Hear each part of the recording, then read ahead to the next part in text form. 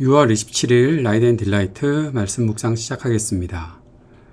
사랑하는 주님, 오늘도 주님의 말씀 앞에 우리의 마음을 열고 주님께서 우리에게 은혜를 가득 채워주시기를 소망합니다.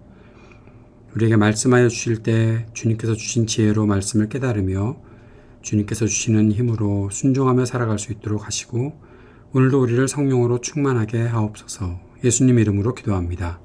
아멘. 시편 39편 7절에서 13절까지의 말씀입니다. 그러므로 주님, 이제 내가 무엇을 바라겠습니까? 내 희망은 오직 주님뿐입니다. 내가 지은 그 모든 죄악에서 나를 건져 주십시오. 나로 어리석은 자들의 조롱거리가 되지 않게 해 주십시오. 내가 잠자코 있으면서 입을 열지 않음은 이 모두가 주님께서 하신 일이기 때문입니다. 주님의 채찍을 나에게서 거두어 주십시오. 주님의 손으로 나를 치시면 내 목숨은 끊어지고 맙니다.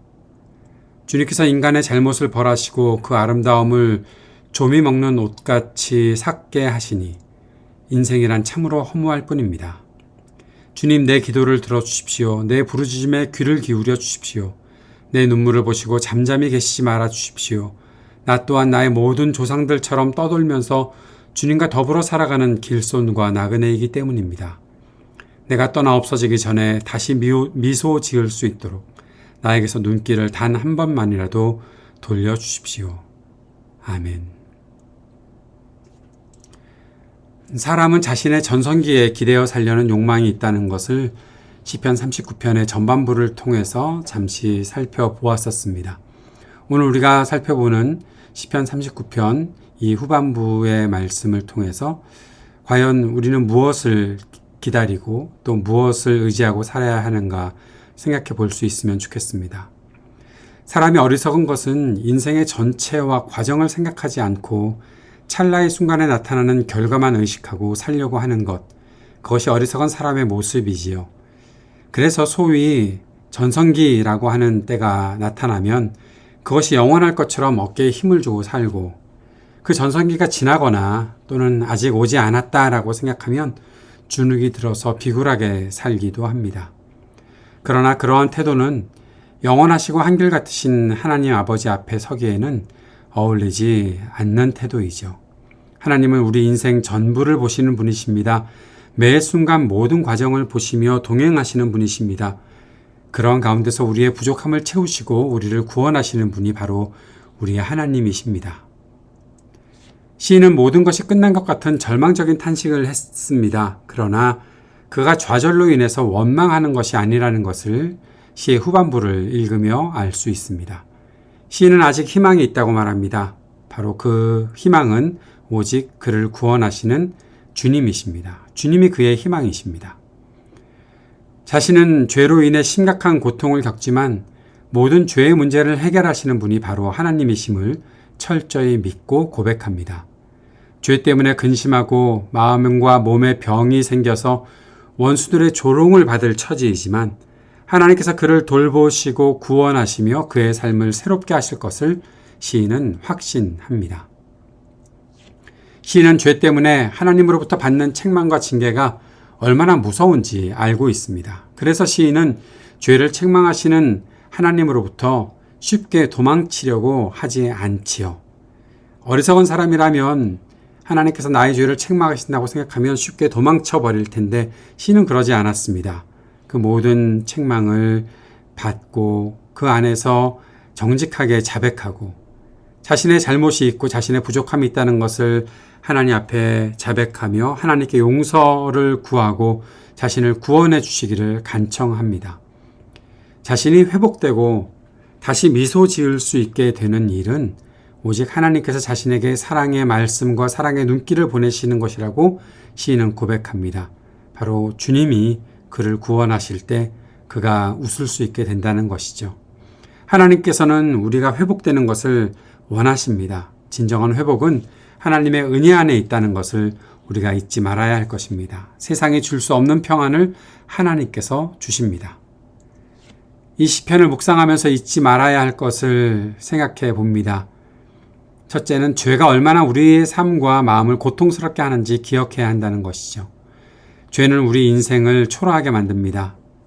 그 초라함에 기대어 사는 비참한 인생을 만드는 것이 바로 죄입니다.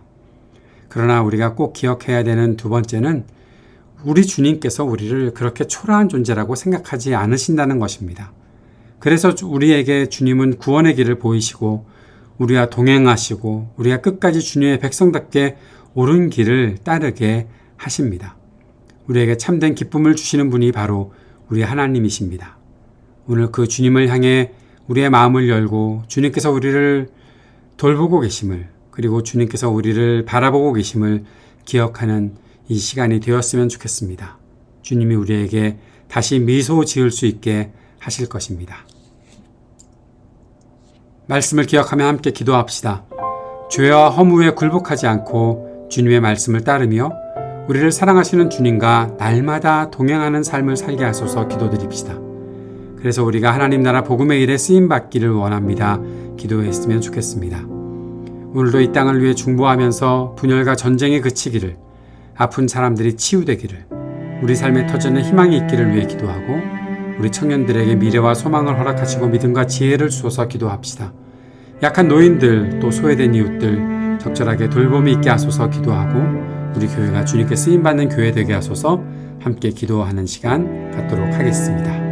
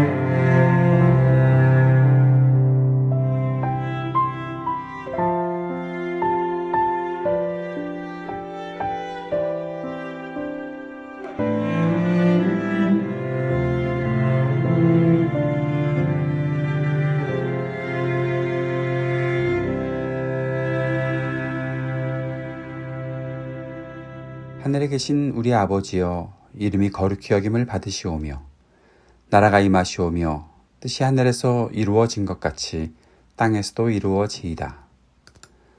오늘 우리에게 일용할 양식을 주시옵고 우리가 우리에게 죄 지은 자를 사하여 준 것 같이 우리의 죄를 사하여 주시옵고 우리를 시험에 들게 하지 마시옵고 다만 악에서 구하시옵소서. 나라와 권세와 영광이 아버지께 영원히 있사옵나이다. 아멘.